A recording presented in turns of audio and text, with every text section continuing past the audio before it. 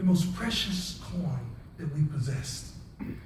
Nevertheless, we don't understand how to utilize it, how to maximize it, how to quantify it, how to market it, and how to get more out of. We get the same amount of time.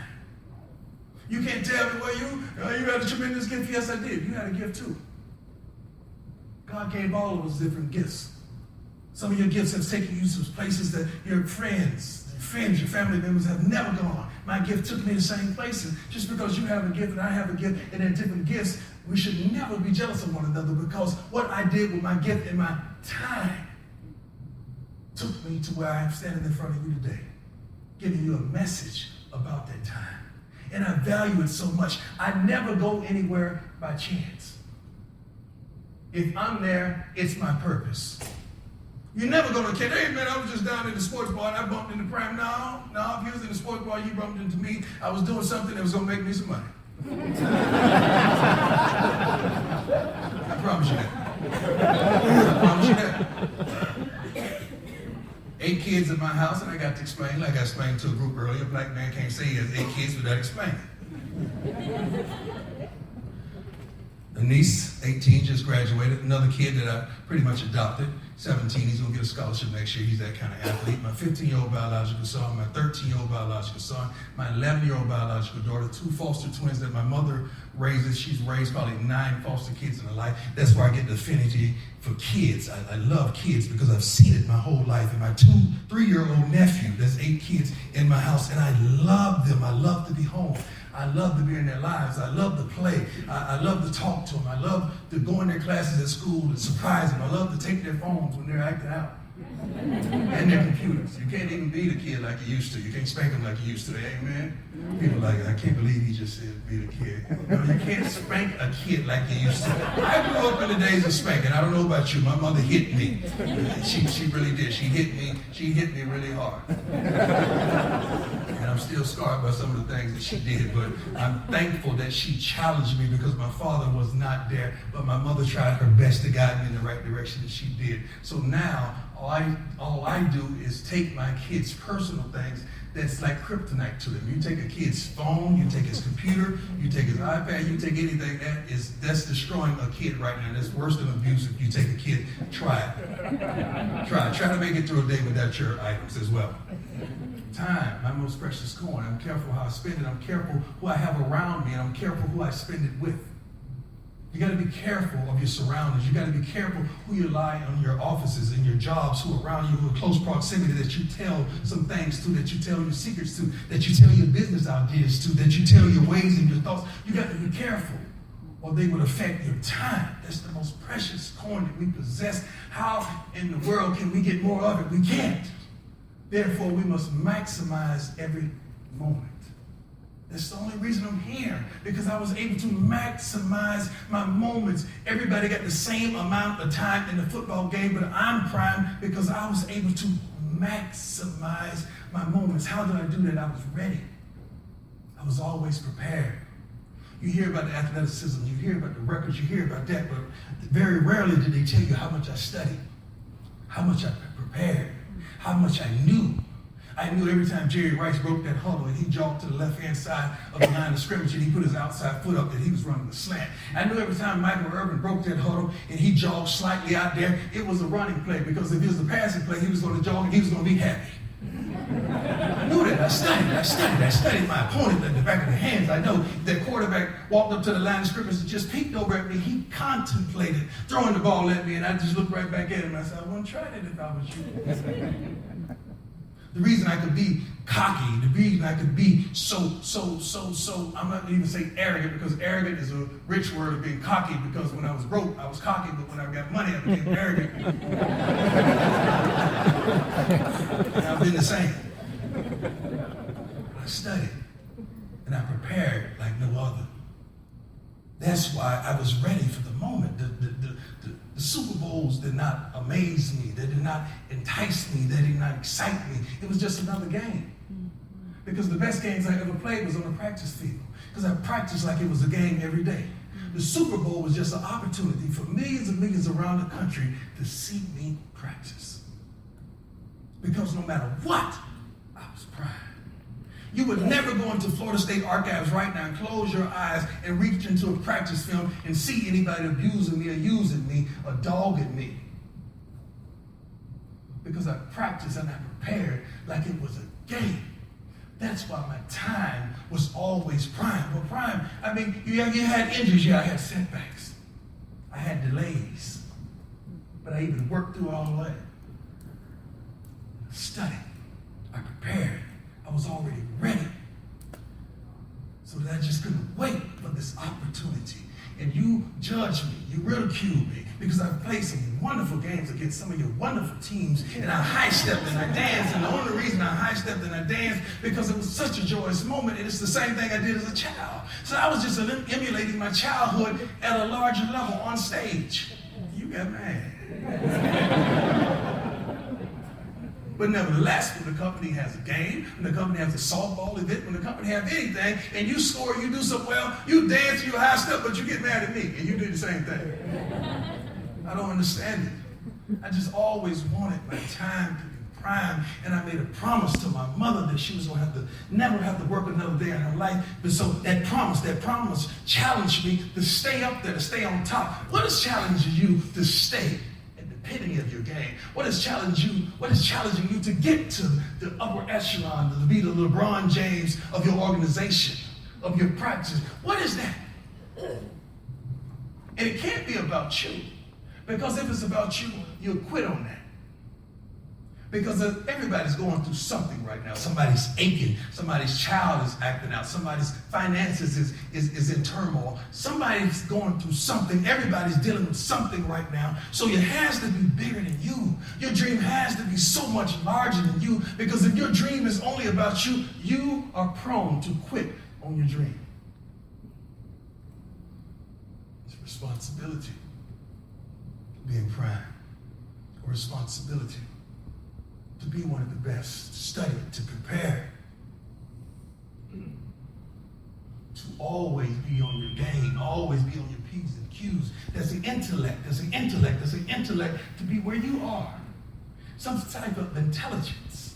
You don't have to be the smartest in the room. You don't have to be the most articulate or the brightest of the room, but there's an intellect that you must make snap decisions. You must understand and weigh your options and make real, intelligent decisions that will propel you to your destiny. The difference between you and them and him and her is a decision, oftentimes. Now you gotta have managerial skills. You gotta be able to manage your time. You gotta be able to manage people. You gotta be able to manage family. You gotta prioritize everything. And there's nothing wrong with prioritizing. If your family's here and your career's here, there's something's gonna suffer. So you got to understand, okay, now what is my priority? Because there's no way I'm going to gain the whole world and lose my children. That's my priority. So I build everything around my kids. I miss some wonderful things that I could be doing daily, but it's not priority for me. My babies are my priority, because I'd be darned if I'm going to live the horror story of my childhood through my kids once again. My father wasn't there, but I'm going to be there. So I don't care about your yesterday. Stop allowing your yesterday to affect you today and infect you today, because everyone has a yesterday. The problem with some of us is that we're carrying our yesterday on our backs today. And it's just weighing us down. Now there's expectation. I'm giving you the secrets to prime, the P, the R, the M, and here goes the E, the expectation. Every day you wake up, you should expect something special. You should expect to be blessed. You should expect to make a smile, put a smile on someone's face. You should expect to go to another level. You should expect to entice your appetite for learning. You should expect to just go beyond anybody in your family, anybody in your realm, their thought process. You should expect great things. Every game I played in, I expected to be great. I expected to be great. I had the feeling, I had the swagger that it was 70,000 or 80,000 people that came to the stadium, and every darn last one of you came to see me. And I'd be darned if I was going to let you down. I expected to leave you with a memento or memory. A couple of you today told me about a memory that I gave you when I played that game. That was my expectation. satisfy you, to make you smile, to make you think, to make you laugh, to give you joy in that moment. What is your expectations? Sadly enough, your yesterday and your tomorrow is damaging you and sabotaging you so much you're forgoing your expectations. Whatever happened to that dream? You remember that dream that you said you were going to do A, B, C, and D? You remember that dream that you was going to be D, E, and F? You remember that dream? Whatever happened to that dream? Don't ever stop dreaming. Don't ever stop dreaming. I dream so well now, I can even do it while I'm wide awake.